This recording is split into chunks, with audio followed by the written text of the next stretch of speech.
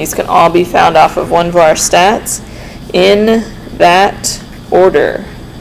So if you forget the order, it's already done in that same order in your calculator. It's also on your chart, 5-number summary. So don't stress about memorizing, it's all there. I'm more concerned that you know how to use it and what it represents.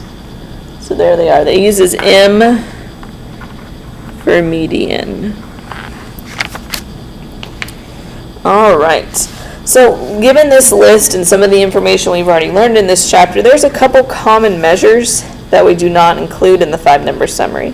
One of those is the mean. The mean is not in this list. The other one I can think of is the standard deviation. So even those are very common measures of central tendency and spread. We do not include them in the 5-number summary. Just wanted to point that out. So the 5-number summary, here's a set of data. If we put table 17 again into L1, so stat edit, clear that one out.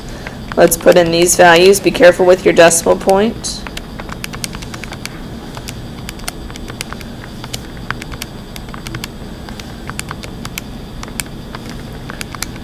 Putting data in L1 is something we're going to be doing a lot, if you haven't already picked up on that. It is where we store the data so the calculator can run the appropriate statistics that we need for whatever we're looking at. So we're going to put these values in. Again, watch your decimals. Whoops. If you need to fix something, use the arrow keys and then hit enter. So just carefully type these in. They all have decimals.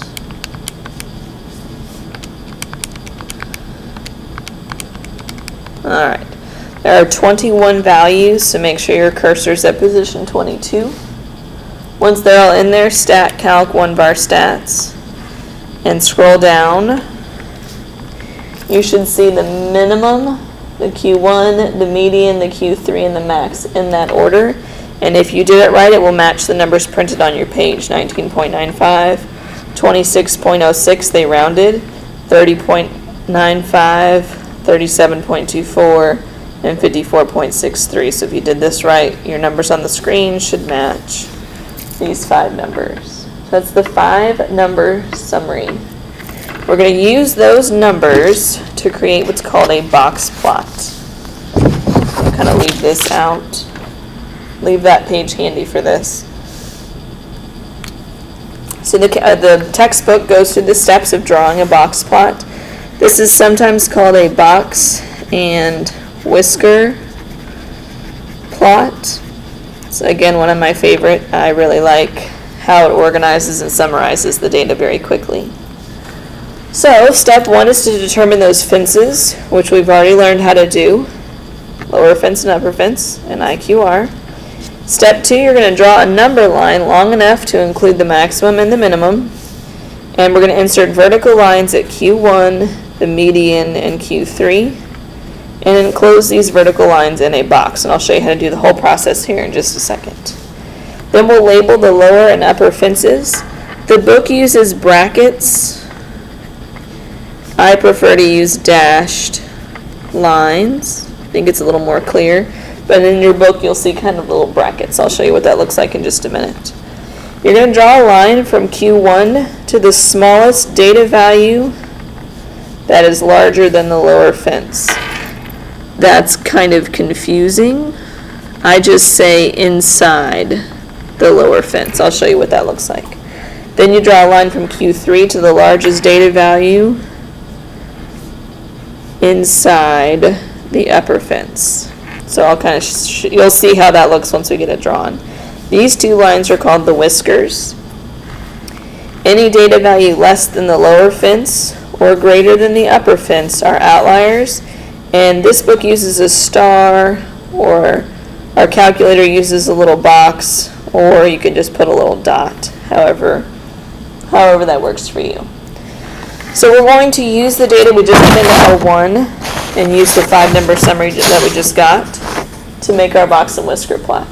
So the first thing we need to do is find those fences. So I'm going to use the information from the previous slide to find those lower and upper fences.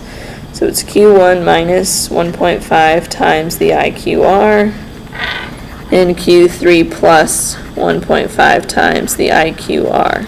I need to get the IQR by doing Q3 minus Q1. So 37.24 minus 26.06. Which I got 11.18. So let's use the numbers. 26.06 minus 1.5 times 11.18. And then Q3, 37.24 plus 1.5 times 11.18. Don't try to crunch that by hand, just put it in the calculator. 26.06 plus, nope, not plus, minus 1.5 times 11.18. That gives me 9.29 as a lower fence. Over here, 37.24 plus 1.5 times 11.18. I got 54.01 as an upper fence. So you have to get those fences. To get the fences, you have to get the IQR. So get the IQR first, then get the lower fence, then get the upper fence. Those numbers we're going to be using along with the 5-number summary. All right, so the next page, I believe, is just a blank number line. Yep. So I want to show you how to do this by hand, and then I'll show you how to put it in the calculator. I think by hand kind of helps us understand what we're looking at. So you have a blank number line here. I'm going to start at 0 and count by 5s. Normally the scale will be done for you. You want to make sure to include the minimum and the maximum, so you have to make your scale appropriate. The computer will already have this done for you, so I'm just going to count off by 5s. Now when we draw this by hand, it's not going to be exact, especially with all these decimals. We're just going to do the best we can. So going back to the steps, we're going to draw a number line to include the maximum and minimum. We've done that. Insert vertical lines at Q1. Q1 is roughly 26.06, somewhere around 25. I like to draw mine above the number line so I can see it. Some students will draw it right on the number line, but it gets a little messy. So I draw a vertical line above, right around 26. Q3 is around 37, so a vertical line at Q3. Vertical line at the median, which is around 31. So this is our median. And then we enclose these vertical lines in a box. Oops. So here's our box. Q1, the median, and Q3. And then the next thing I do is my fences. I draw my fences. My lower fence, we got 9.29. So I like to draw a big dotted line right around that value. The book just uses this little tiny bracket, and for me that just doesn't help, so I draw a big vertical line. The upper limit is 54.01, so vertical line. Again, the book will just use a little bracket. What this tells us is anything inside is a whisker, anything outside is an outlier. So inside with the box, outside, outlier. So that's what helps me, inside, outside.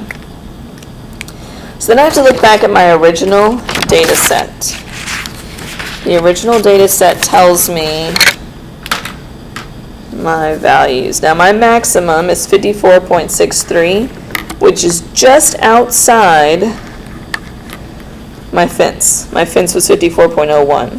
So I'm going to have a dot right outside my fence at 54.63 because it's just above my fence. My minimum is 19.95 and my lower fence is 9. So my minimum of 19.95 is my whisker. It's not an outlier because it's not outside my fence, it's a whisker. Now my upper whisker, I have to go back to the data set. I cannot use 54.63. So I have to find the next biggest value Scanning along, find the next biggest value. It looks like 49.17. That is inside my fence, so that's where my whisker goes. So my whisker goes to 49.17. So if it's inside with the box, you draw a whisker to the value. If it's outside the box, you put a dot. Sometimes you have a couple dots above the fence. Sometimes you have a couple dots below the fence. Sometimes there are no outliers. But that's kind of the weird part of a box and whisker plot. Where does the whisker stop and where do we put dots? So inside, outside is what helps me. So we can see this exact same picture in the calculator. And I wanted to show you how to do that. So by hand is helpful, just so you know what you're looking at. But now that we've done it by hand, let me show you how to go in the calculator to get the same picture. So we have the raw data in L1.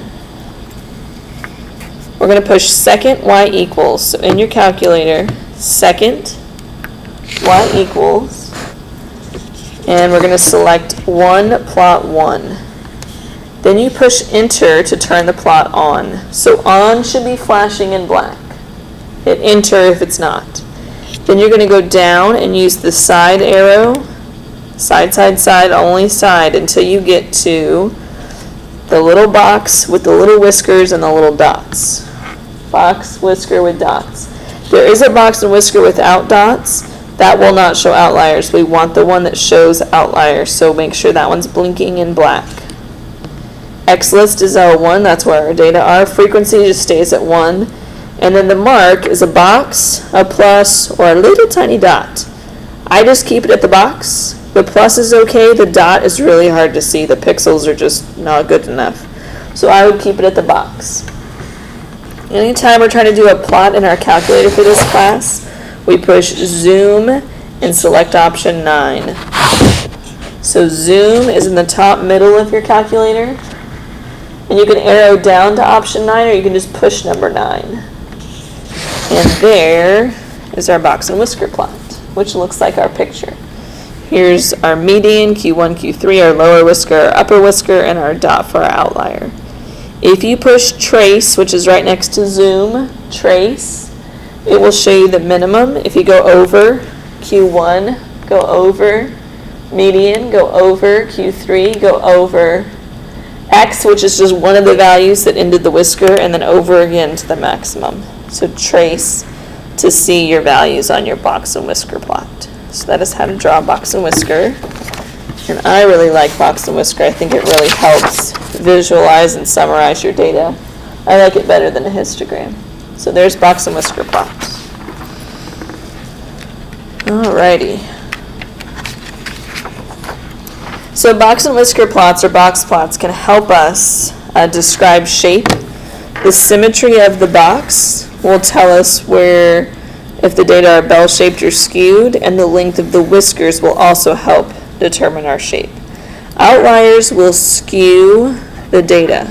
The position of the outlier determines the direction of the skew. An upper outlier, or a high value, it will skew to the right, and a lower value will skew to the left. So lower pulls it to the left, higher pulls it to the right. So I have some visuals here to just help you see it. If we have a histogram where the majority of the data are low and it tails off upper, then the box is going to be kind of in the bulk of your data, and your whiskers kind of long to show that same skew. So the long whisker shows that skew. The short whisker says that your data kind of stops right there. A symmetrical histogram that's nice and bell-shaped will give you a symmetrical box plot. Generally, there's no outliers. It's nice and symmetrical.